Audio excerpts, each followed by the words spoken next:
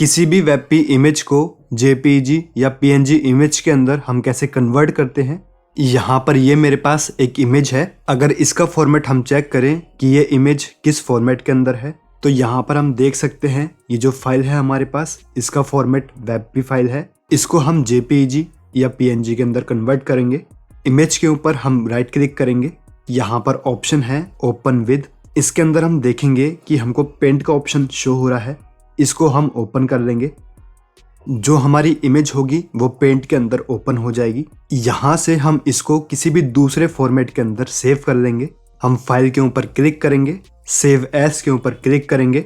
यहाँ पर हमको जो भी फॉर्मेट चाहिए हो, पीएनजी, जेपीईजी, बीएमपी, जिफ या और भी कोई फॉर्मेट, उसको हम यहाँ पर सिलेक्ट कर लेंगे।